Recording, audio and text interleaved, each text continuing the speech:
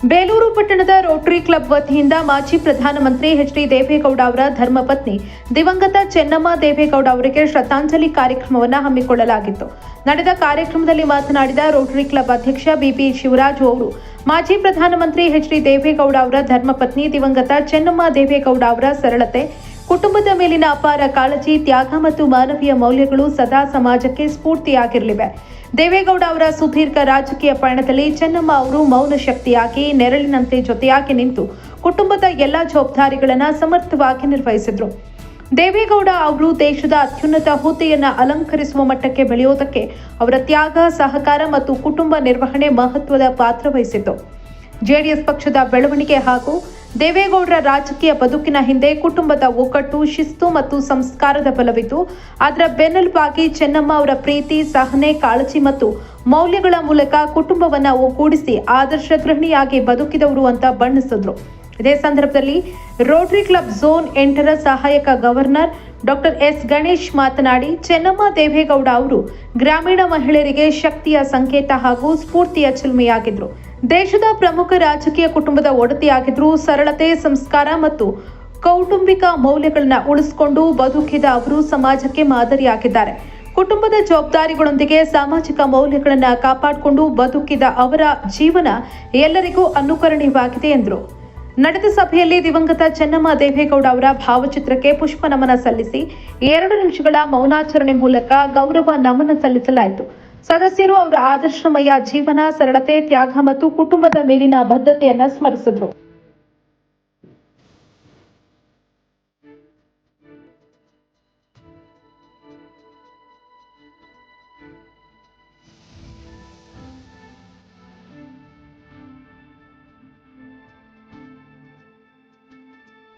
ಬೆಳವಣಿಗೆ ಹಾಗೂ ದೇವೇಗೌಡರ ರಾಜಕೀಯ ಬದುಕಿನ ಹಿಂದೆ ಕುಟುಂಬದ ಒಗ್ಗಟ್ಟು, ಶಿಸ್ತು ಮತ್ತು ಮೌಲ್ಯಗಳಿದ್ದು, ಆ ಕುಟುಂಬದ ಬೆನ್ನೆಲುಬಾಗಿ ಚೆನ್ನಮ್ಮ ಅವರ ಪ್ರೀತಿ, ಕಾಳಜಿ, ಸಹನೆ ಹಾಗೂ ಸಂಸ್ಕಾರದ ಮೂಲಕ ಕುಟುಂಬವನ್ನು ಒಗ್ಗೂಡಿಸಿ ಮಾದರಿ ಗೃಹಿಣಿಯಾಗಿ ಬದುಕಿದವರು ಚೆನ್ನಮ್ಮನವರು. ಅಧಿಕಾರ, ಆಡಂಬರದ ದೂರವಿದ್ದು ಸರಳ ಜೀವನವನ್ನು ಅಳವಡಿಸಿಕೊಂಡಿದ್ದ ಚೆನ್ನಮ್ಮ ಅವರ ಸಮಾಜ ಎಲ್ಲ ವರ್ಗದ ಜನರೊಂದಿಗೆ ಆತ್ಮೀಯವಾಗಿ ಬೆಳೆಯುತ್ತಿದ್ದರು. ಅವರ ವ್ಯಕ್ತಿತ್ವವು ಮಹಿಳೆಯರಿಗೆ, ಕುಟುಂಬಗಳಿಗೆ ಹಾಗೂ ಸಮಾಜಕ್ಕೆ ಆದರ್ಶಪ್ರಾಯವಾಗಿದೆ. ಅವರ ಜೀವನವು ಕುಟುಂಬದ ಏಕತೆ, ಸಂಸ್ಕಾರ ಮತ್ತು ಮಾನವೀಯ ಮೌಲ್ಯಗಳ ಮಹತ್ವವನ್ನು ಸಾರುವಂಥದ್ದು. ಚೆನ್ನಮ್ಮ ಅವರ ಅಗಲಿಕೆ ದೇವೇಗೌಡರ ಕುಟುಂಬಕ್ಕೆ ಮಾತ್ರವಲ್ಲದೆ ರಾಜ್ಯದ ಸಾರ್ವಜನಿಕ ಜೀವನಕ್ಕೂ ಹಾಗೂ ಅವರನ್ನು ಗೌರವಿಸುತ್ತಿದ್ದ ಲಕ್ಷಾಂತರ ಜನರಿಗೆ ತುಂಬಲಾರದ ನಷ್ಟವಾಗಿದೆ. ಈ ದುಃಖದ ಸಂದರ್ಭದಲ್ಲಿ ದೇವೇಗೌಡರ ಕುಟುಂಬದ ಎಲ್ಲ ಸದಸ್ಯರಿಗೆ ದುಃಖ ಭರಿಸುವ ಶಕ್ತಿ ಸಿಗಲಿ ಹಾಗೂ ದಿವಂಗತ ಚೆನ್ನಮ್ಮ ಅವರ ಶಾಂತಿಗೆ ಚಿರಶಾಂತಿ ಲಭಿಸಲಿ ಎಂದು ನಾವು ಮಾಜಿ ಪ್ರಧಾನಮಂತ್ರಿಗಳಾದ ಶ್ರೀಯುತ ಎಚ್.ಡಿ. ದೇವೇಗೌಡರ ಧರ್ಮಪತ್ನಿ ಚೆನ್ನಮ್ಮನವರು ವಿಧಿವಶರಾಗಿದ್ದಾರೆ. ಈ ವಿಚಾರವಾಗಿ ದುಃಖತಪ್ತರಾಗಿರುವಂತಹ ಕುಟುಂಬದವರಿಗೆ ಭಗವಂತ ಧೈರ್ಯವನ್ನ, ಶಕ್ತಿಯನ್ನ, ಈ ದುಃಖವನ್ನು ಬಳಸುವ ಶಕ್ತಿಯನ್ನು ಕೊಡಲಿ ಅಂತ ಹೇಳಿ ಈ ಸಂದರ್ಭದಲ್ಲಿ ಪ್ರಾರ್ಥಿಸ್ತಾ, ಅವರ ಆತ್ಮಕ್ಕೆ ಶಾಂತಿಯನ್ನು ಕೋರುವ ಸಲುವಾಗಿ ನಾವು ಇವತ್ತು ರೋಟರಿ ಕ್ಲಬ್ ಬೇಲೂರಿನವರು ಇಲ್ಲಿ ಮೌನ ಪ್ರಾರ್ಥನೆಯನ್ನು ಆಯೋಜಿಸಿದ್ದೇವೆ.